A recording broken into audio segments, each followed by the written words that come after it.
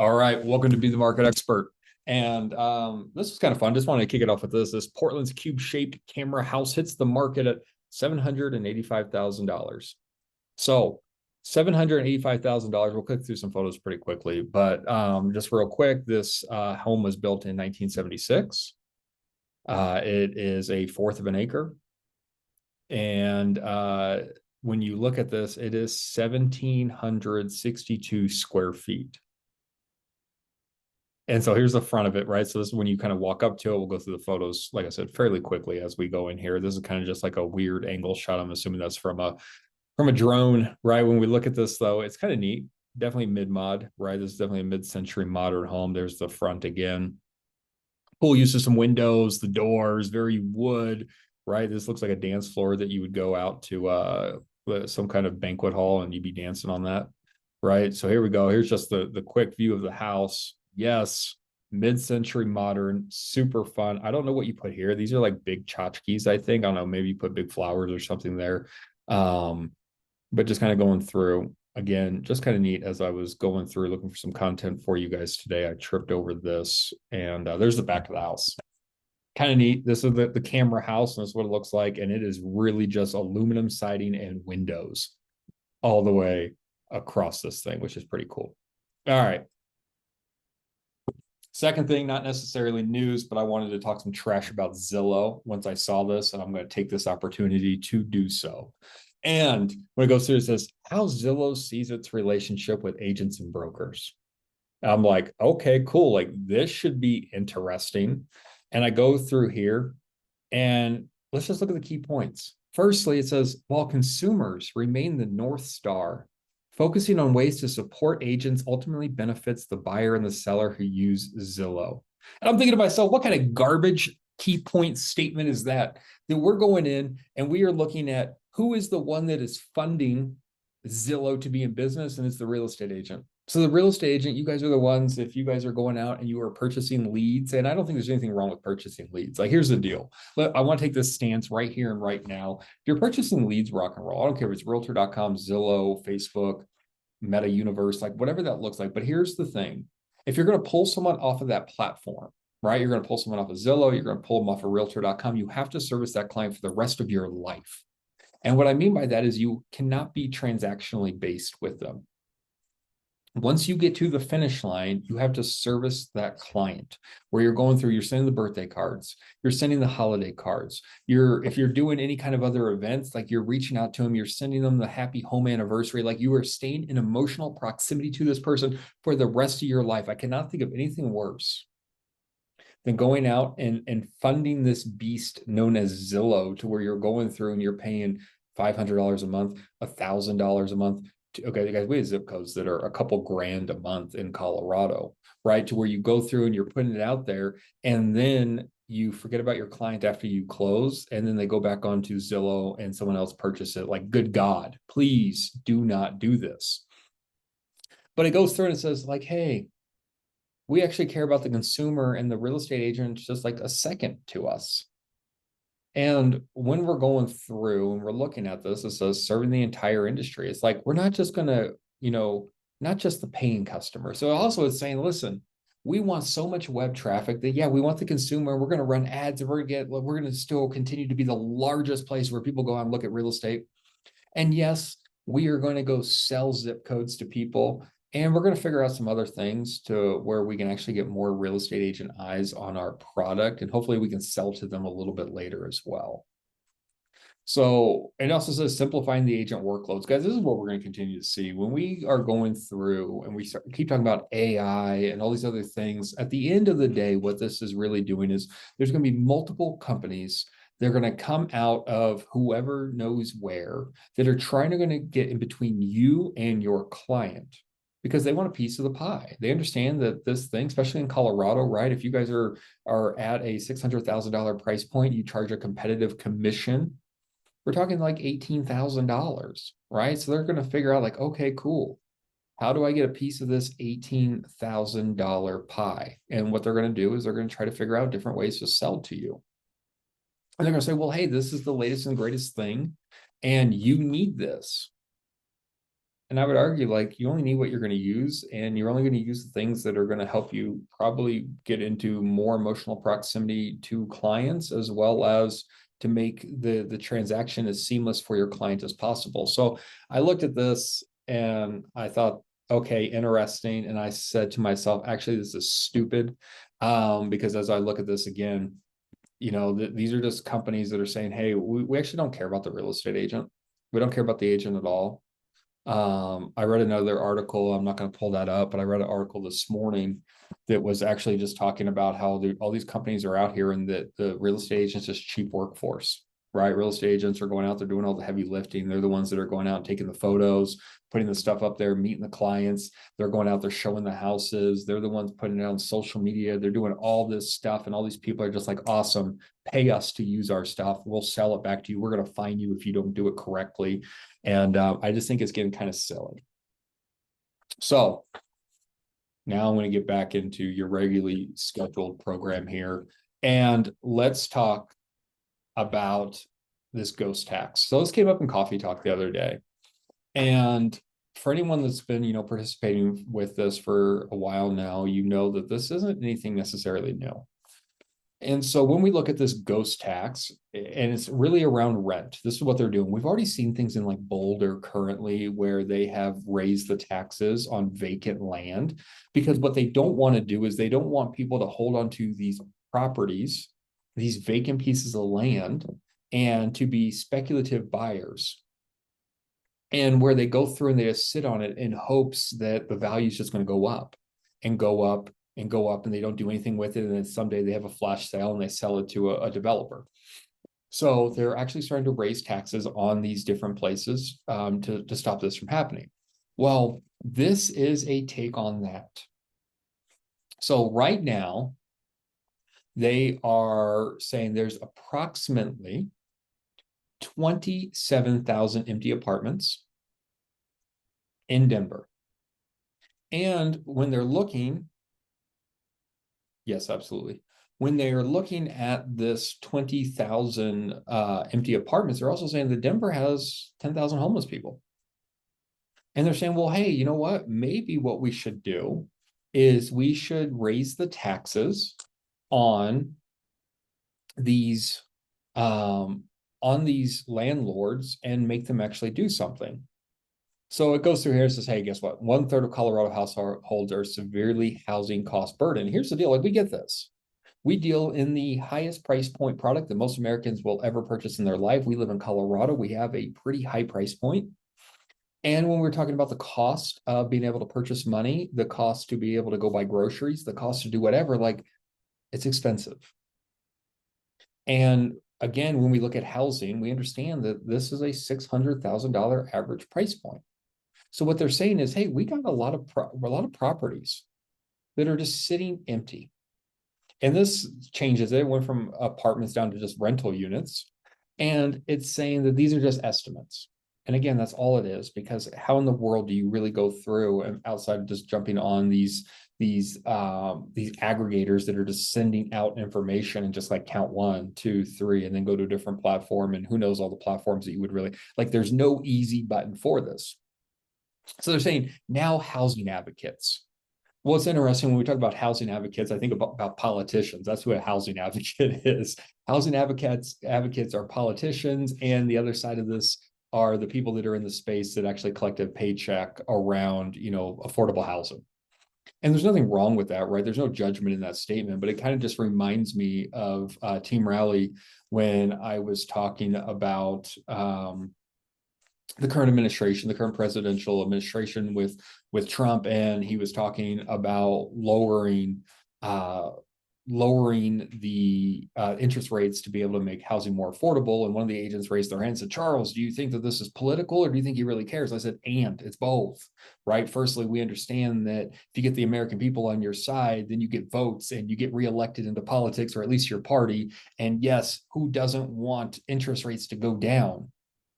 Especially people on this call, like, you should all want interest rates to go down, right? So I think this is an and, but I do find this as a funny statement when they're like housing advocates. All right, cool. So we're looking at this and we're going through, and they're saying this is a ghost tax. So this is what they're going to call it. They're going to call it a ghost tax. And they're saying this could unlock badly needed rental units while raising funds for more affordable housing. Now, what's interesting about that when we look at this thing, we're like, okay, well, they're raising funds for affordable housing. Like we've even seen when we're talking about tariffs, right? We talk about the tariffs and how, that they've raised maybe like 1% of the national deficit. So, what is the amount of taxes that would need to be raised from this ghost tax to be able to put everyone in a home? And I just don't think that that's real. Right? It says, while rent prices have dipped nearly 8% in the past year, and we're seeing that, they said this is still far above the pre-pandemic levels. And this is what's interesting about this statement, right? And this is realtor.com, guys. So this is national, and they're going through and they're talking about Colorado specific. But yet, when we talk about this, that's far above the pre-pandemic levels, it's because, well, firstly, we don't have a bunch of housing out there, right? But yet what we do know is every year the population of the United States continues to grow. Now, I get that it has slowed down. But again, we have two different things that are happening. We have people that are having babies, and those babies eventually get older and they need housing. And we have people migrating to the United States. And so our population just keeps getting bigger and bigger and bigger. And we still have a lot of undeveloped land, especially like when we go to Wyoming, right? Go up to Casper. And when we do look at the areas that people actually do want to live, we're not building a whole lot of houses. And so, yes, what we are seeing, even though they've come down a little bit, we're not seeing a lot of housing inventory come online. But then it goes through and says, well, what is this ghost tax? It says these levies have been used by local governments in housing constricted areas to discourage property owners from leaving units empty while demand soar. And so again, we've seen this in Boulder already. They're already doing this in Boulder with land specifically, and across all other different states where this is a big deal. We are one of the largest metros as it goes through, and you got to figure, well, Texas is huge, California is huge, Florida is huge, and so they might follow suit, but who knows? It says while the specifics of the tax vary depending on the jurisdiction, and it goes through what it's saying, the goal is to push owners to either rent it out, sell them, or they're going to pay the city.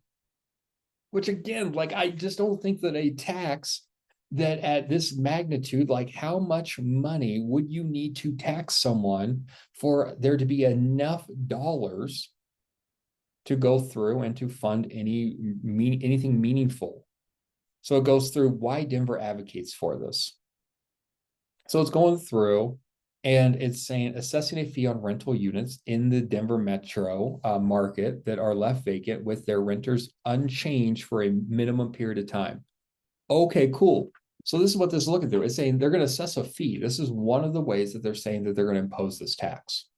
They would assess a fee on rental units in the Denver market that are left vacant where no one has changed the rent prices for a certain period of time. Well, then, so firstly, how are you policing this? That'd be my first question. How in the world do you police this unless you're saying, well, now we have a national registry, at least in Colorado, for all rental properties? And then you have to go through and you have to figure out, well, what jurisdiction, like, are they going to create a new branch in the government that is, or is this going to be a HUD thing that where they're going to go through and they are literally just going to go in and they're going to monitor days on market for rental properties only on a special government website? Or is this going to be a census thing? Like, this thing is so crazy to me when we look at this. And it says the second home tax has taken the root in nearby Montana. And Montana, like when we talk about Montana, Montana has this issue where it looks like Yellowstone, right? Yellowstone was Montana's issue, where they went through and they publicized and they made cowboy life sexy. And they were talking, this is the next Vail, right? If anyone's watched Yellowstone, that's what they were doing outside of like a lot of killing. That was like the other thing behind it, and dropping people off at the train station. And so what happened in Montana is all these rich people, they started moving in to get into the next Vail. And then they were second homes. So then what Montana did is they said, okay, cool. Well, what we're going to do is we're going to impose this tax. So if this is an unoccupied second home, or if you were just snowbirding or something, we are going to raise your taxes on you. But again, when we're looking at stuff like this and we're talking about the affluent, doesn't necessarily hurt. Like we're talking about an affluent family that is flying in from California for 2, 3 months out of the year to go live in their $2 million, 5 million, 15, $20 million Montana property. Do they even feel that? And so we're seeing landlord pushback, obviously, because again, who's this going to hurt? This is going to hurt the mom and pop landlord. This is going to hurt the person that owns 1 property, 2 property, 3 property, trying to create some generational wealth for their family. It's not going to hurt the institutional investor, right? It's not going to hurt Blackstone. Now, Blackstone's probably going to throw some money behind this to get this thing thrown out, but yet it's not really going to hurt them because then it's just a cost of doing business for them and they're going to figure out what they need to do and they're probably just going to raise rents, right? Like that's what this looks like. Yeah, they're going to punish the landlords. Like this is what it looks like. And again, like I'm all for making sure that housing's being used and that we should get people off the streets, but yet I just feel like there's better ways to do this because again, it's not going to hurt the institutional investor. It's not going to hurt the people that are going through and buying thousands of properties a year. It's going to hurt the mom and pops that are trying to go through and try to build something for their legacy they're going to leave for their families.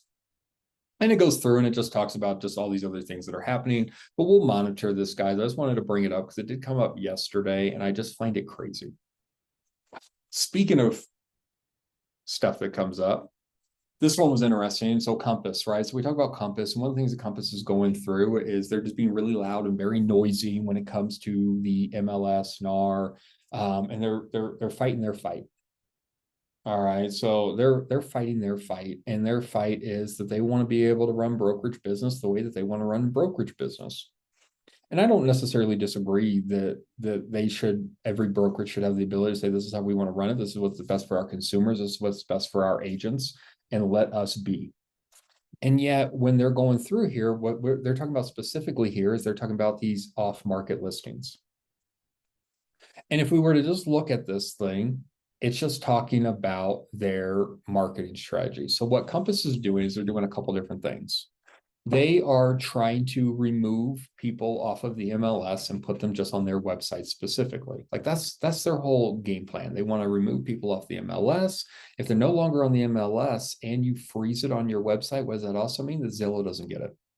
Realtor.com doesn't get it, right? And they're saying, well, hey, now we actually control the data for our clients and our consumers. And this is where there's this mixed bag. They're going through and they're saying, listen, firstly, do we really believe that if we were to take our product off the MLS, we were to take it off of Zillow, we take it off the realtor.com and to where you have to go to compass.com, is that really the best for your seller? And a lot of logical people are saying no. No, it's not. Right? Because here's the deal. We're taking eyes off of it. So if you're going through and you're taking eyes off of the property, are you going to be getting the people that are interested in 123 Main Street if you go through and you kick off most of the eyes that can be seen from it? And then the second thing, they're going through and they're saying, well, hey, here's the reason why this is a win. They're saying this is a win for our people because what we can do is we can actually pre-market their property. Not only can we pre-market it, but if our seller has an unrealistic listing price, this is going to allow them to see if it's unrealistic or not. But then the counter argument to this is, well, how would we really know? You're literally reducing the pool of people that can see this property only to people that literally go to your website. They can't go to the MLS. They can't go to realtor.com. They can't go to Zillow. They have to literally go to compass.com. And if they're saying that there's no interest, that's what they're saying. They're saying, well, this is the reason why we want to do this. Now we're telling our seller, based off of our limited buyer pool, we got zero interest. So you should probably drop your home price. And so this battle is happening between Compass and Zillow. What they are running right now nationally is they're going through, and NAR did release something that comes in September 30th. I don't know what RE Colorado is doing. As soon as I have information, I'll let you guys know. But RE Colorado is its own thing now. It's not a part of DMAR or any kind of board. But they are saying that you should be able to put a coming soon essentially for 30 days. Like a 30-day coming soon. And that'll be interesting because what they're saying with this rule is you actually have to have your seller sign a document that basically states this could be a really bad decision because you're not going to get as many eyes on it as possible. And yet this is exactly what Compass is doing right now. This is why Compass is fighting the fight. And this is why they're in a bunch of lawsuits right now, and they're suing NAR, they're suing MLSs, they're doing all kinds of stuff. Like they literally just tried to subpoena the co-founder of Zillow. And I think that was blocked. But what they're doing is they're going through and they're saying, hey, what we should be able to do is market the listings the way that we think that we should be able to market the listings in the best interest for our agents and our consumers. And they'll never say agents, but at the end of the day, that's what it really is. They'll always lean on consumers, the people, right? Because even in Colorado, we understand that the commission was put in place to protect the consumer from us.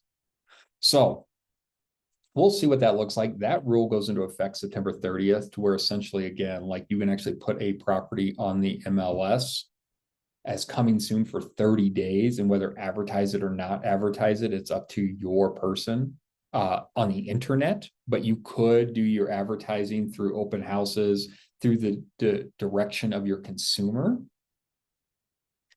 Now, where I could see that strategy win, again, is maybe if you're doing fix and flips, or you have an investor and your investor says, yeah, you know what, absolutely, go ahead and farm as many buyers as you possibly can to double into deal. Like rock and roll, I could see that being a win for the agent. And I could see it being a win for the agent if you also are the fix and flipper, to where then you put the home, you put the sign in the yard and you're just farming buyers out of it. And you have this discretion that says, yeah, I don't have to put it on the MLS. So then you have more time to go through and kind of just farm it. But again, I don't know what RE Colorado looks like. RE Colorado, I try to go on their website and they have no information on this yet. But we'll keep it, we'll keep watching it and monitoring it. I also thought this was an interesting one. This, again, is people had to be 18 years of age or older, which makes sense. This was a Realtor.com survey, and it says 75% of recent and prospective home buyers are concerned about homeowners insurance becoming unaffordable. All right, so when we look at this, we're kind of going through it. It's saying that 88% of those that were surveyed, and again, it was only 1,000 people, believe that they will be paying more for homeowners insurance in the future, and 42% so they've already confirmed that they have experienced a rise in home insurance cost. It says notably 75% actually believe that homeowners insurance could ultimately become unaffordable. So then when I go through here and I look at this, it says the increase to 76% of Gen Z buyers, even though many of these young buyers are using a mortgage and therefore likely required to have homeowners insurance, say that they actually might go through and not get homeowners insurance. Like they would actually roll the dice and say homeowner insurance is so expensive at this point that if I had the choice, I would actually just not get it. Which it gets kind of interesting. And then when we look down here, here's kind of where it breaks through. It says homeowner insurance has risen in the cost for the past 2 years. And it's like, yes, we've noticed this.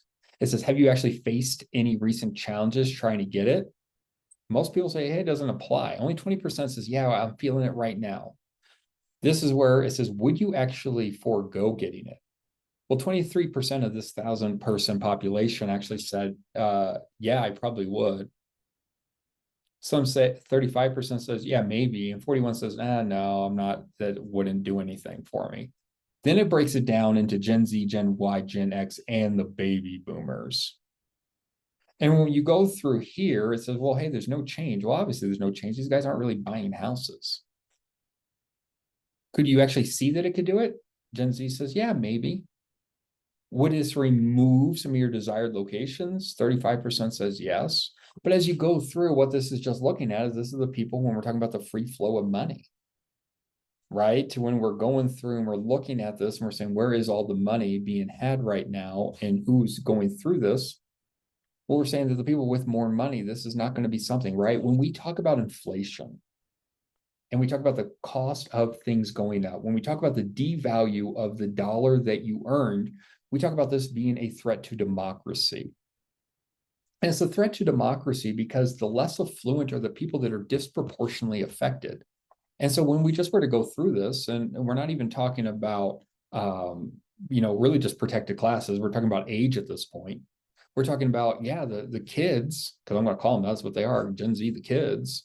The kids don't have a lot of money, so they are going to be disproportionately affected when the cost of goods goes up. And so we're continuing to monitor this as well. I think this is going to get interesting, but what we do know is this. If you're going to go get a loan, the lender's not going to allow you to forego property insurance. So then your other options either to rent, live in someone's basement, or just not purchase a property ever, right? Or you're going to have to go out and get insurance. So we'll kind of watch this, but I thought it was interesting. But let's jump into Housing Wire. Logan Motoshami, and it says, have Fed rates cuts already been priced into mortgage rates? Guys, this is the conversation we've been having, right? So we've seen the low for the year. And what is happening? The labor market's getting worse. And so now the only question is, can they get lower? That's the only question that's on anybody's mind is, can they get lower, right? They preface this as saying, have the cuts already been priced in? But the real question is, can they get lower? And so when we look at this, we're not going to talk about the 10-year yield or the spread, but let's look at purchase application data. So there's your visual representation of your purchase application data. Guys, we've had 32 straight weeks of positive year-over-year data, right? So here we are, positive. And so what I want us to make sure that we're understanding is this. Here's 2024. This is the only metric that should matter when we're comparing versus 2025. Don't look at these dips, because unless these dips cross over 2024, this means that we still have positive growth. Week over week, it might drop a little bit. But yet, what we're seeing is that versus last year, more people are raising their hands to figure out if they qualify for a mortgage. Now, here's the deal. Yes, there is a component to this that is refinance. All right. So yes, there are some refinances where people are trying to figure out if they qualify. And what's also wrapped up into this is people going out and buying new builds. People are going out and buying resales. Like, all of this is definitely absolutely happening. And so what we should be doing is having these conversations with our consumers. And again, we're in September. Kids are back at school. Life is mellowing out. We're going to be going through the end of the year. We're going to be hitting the barbecues. We're going to be hitting the client appreciation events. We're going to be hitting the holidays. And we just have to be able to take the pulse of the people that we're in the relationship with to figure out what their real estate aspirations are over the next couple months, the next year, the next 3 years, the next 5 years, so that we can be in emotional proximity to them when they're thinking about transacting business. This is very, very exciting. And again, there is refinances that are attached in this. And yet, we're still seeing more people talk to lenders. And so at the very least, if your consumer is thinking about refinancing, even if they are an orphaned client, right? Don't give up on the orphan client, because a lot of times we go through and we're saying, oh, all my people already just bought a home and they didn't use me, they used so-and-so. Well, here's the deal. If they use so-and-so and we have the opportunity to refinance, and you are that conduit that is making the introduction to the person that can actually help them refinance to a lower rate, well, now you just brought a lender partner in that should, when that person may be raising their hand and talking to the lender first, is bringing you back into the conversation. So we always want to be bringing in our vendor partners to be helping us give this support to our consumers, so that when our consumers are going to our vendor partners, they're saying, well, hey, that's Charles's client. I need to be making sure that I'm giving Charles's client that information back, right? So we absolutely should be excited about this. Your pending sales, guys, here we are. We're right in line. right? We are right in line with this. We have saw a little bit of an uptick in pending sales. And so when we're going through, this should be telling us, yeah, we are in a little bit of seasonality, and yet nothing is truly falling off the rails. Your pending, again, here we are again. We are right in line with the seasonality of what we typically see. And here's your housing inventory.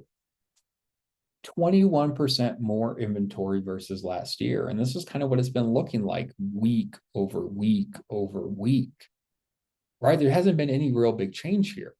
The only thing that we should be keeping in mind is interest rates are the lowest they've been all year. We could see a rate cut. None of us are going to anticipate a rate cut, but it could happen. And we're seeing seller fatigue at this point.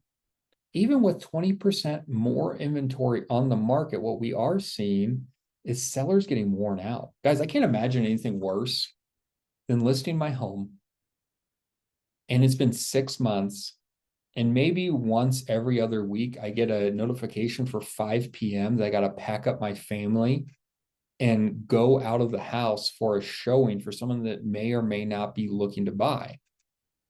And so I say that to say this. I think we are in a perfect storm scenario with 21% more inventory on the board. We have interest rates that are the lowest they've been all year. They could go lower, but let's not, factor that in.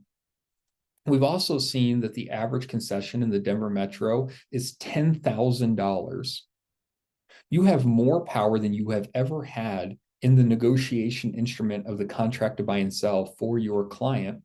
And so if someone's been saying like, hey, I've been waiting on the fence as a buyer for this housing crash that has never come, for the silver tsunami that is not happening, for the Airbnb bust that they've been promising us for years, and none of this is coming to fruition, I think it's time for me to go buy a house. You have so much power to help your buyers win.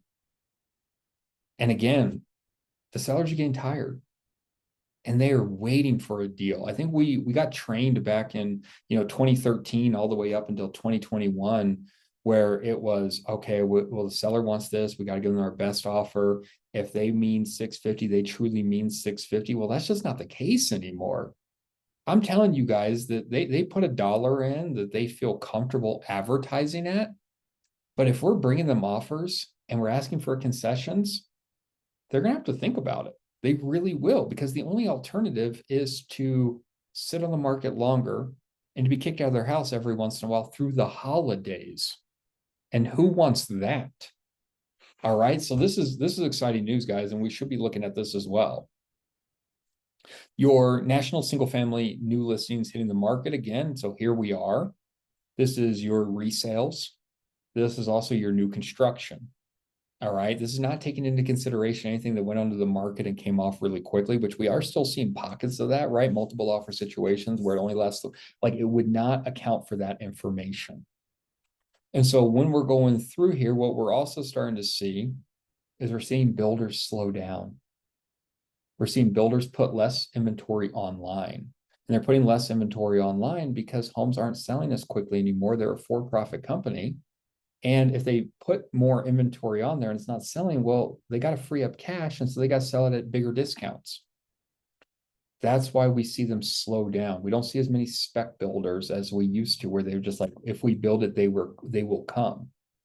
So that means that the real competitors are the resale market. We have this resale market competitor to where we're going through, and if we're on the same street, the only way to win is to offer the most incentives. And the most incentives are going to be a lower price, make it more affordable, right? Because you're not going in, you're not renegotiating an appliance package with a resale. You're not going in and you're not saying, hey, I actually want this to be an extra bedroom and not a flex space. So what do they have to do to compete? They have to make their homes cheaper. And maybe they're not comfortable taking the price cut on the MLS, but if we're bringing the offer, they're going to consider it. So we go through and we look at this, we're at 42%. 42% of all homes are taking a price reduction. And so if we look at this, this is just slightly higher. And if 2022 was the weird one, right? This is like, when we talk about 2019 being your normal market, the reason why 2022 is so weird is this reason right here.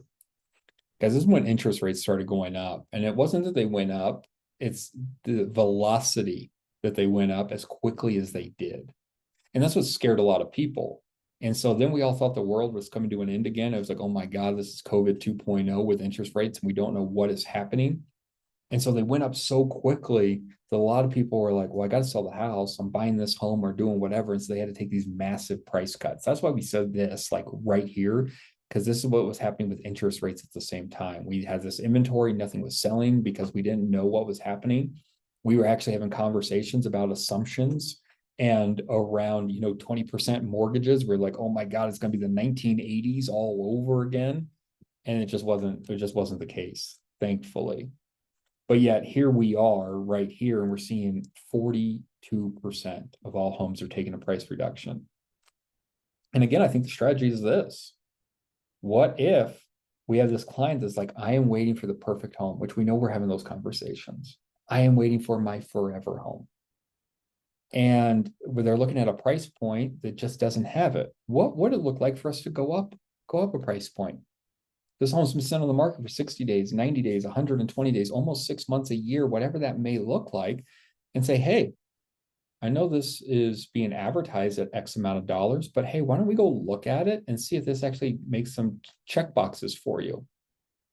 And if it does, maybe the seller would be willing to negotiate with you. How do you feel about that? Guys, and let's just help people fall in love with real estate again, right? Like you get to go through, you get to go look at the houses, you get to practice your negotiation skills. You might win and earn an $18,000 check for going in and being a little bit more creative with your clients. Like that sounds like a win to me. It sounds absolutely worth it. So here we are, guys. Here's your jobless claims. It is going up. It's the highest it has been since, well, earlier than 2024. And so when we're looking at this, this is what's driving the conversation around dropping rates. We don't want to see the American people lose their jobs. And so again, when people don't have jobs, that means that we don't spend money. And if people aren't spending money, the economy comes down. We see more and more people get injured because now businesses aren't making money, so they can't employ people. And the easier way to actually go through and to increase your profit is to either sell more or to have less expenses. Well, if you're not selling more, your less expense lever to pull is to fire people. And this is where we are right now. And so now the Fed has a decision to make.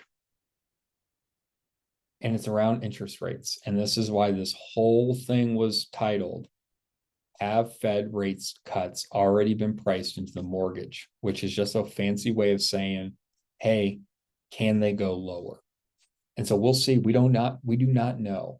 But what we also know is that they do a big knee-jerk reaction. What could happen is it could scare a lot of these institutional investors to where it could have the adverse reaction as well, and it could jack some things up. So this is a slow dance, right? This is why this thing is so slow, to where they're going through and they're just trying to figure out, like, how can we chip away at this thing to where no one gets spooked with any knee-jerk reactions, to where we break it even more. And that's just kind of where we're sitting right now. So they're going to look at this thing. Things aren't looking good as far as this number rising. And what's unfortunate is for the last 2 years, they've been figuring out that these guys that are actually in charge of looking over these numbers have been getting it wrong. And we don't understand how they're getting it wrong. But the issue is when they're getting it wrong, it's actually directing a lot of other people's decision-making on what they're going to do. And so we'll see. We're just going to keep monitoring it. But let's switch over to rates. Guys, this is 1 month. And so we're looking at this, and this is yesterday's data. Today's just isn't out on this side of things yet. And we're sitting at 6.2 for conforming, and your FHA is a 6. And so when we're looking at this, guys, like these are the conversations that we should be having. Do your consumers know that interest rates have been coming down? We don't know how much lower they're going to get. We think that it could already be baked in with everything that's happening. We also understand that there's $10,000 in concessions on average in the Denver metro area. We understand that 41% of homes do take a price cut. So even though this one hasn't, statistically speaking, it probably is. So if we're first in line with lower rates, we ask for a concession, we ask for a price cut. Does this home make sense for you and your family? And that's why our people are hiring us, guys. As the real estate economist of choice, like we come to these classes to get these talking point conversations to say, this is what we know. We're sitting at the dining room table, strategizing with our people that raise their hand and says, I'm thinking about buying, I'm thinking about selling. And we say, based on all this information, this is what we could expect. This could be our game plan that we could go forward. And this is how we should proceed, Mr. and Mrs. Buyer, Mr. and Mrs. Seller. Do you agree? And then let's do it. So guys, what we don't want to do is we don't want to be caught, right? Just waiting. The worst thing that we could possibly be doing is trying to time the market. We do not know. No one has a crystal ball on what's going to happen with interest rates in the next couple of weeks. Nobody. Nobody knows what's going to happen with interest rates over the next couple of months. But what we do know is interest rates are the lowest they have been in quite some time. There's $10,000 in concessions that are on the table on average in the Denver metro. 42% of all homes nationwide are taking a price cut. We have more inventory, 20% more inventory as a nation than we had last year. And that means there's opportunity, especially for our buyers. And so as that real estate economist of choice, we're bringing in all this information to help them make the best decision for their family going in the long run. And that's all we should be doing.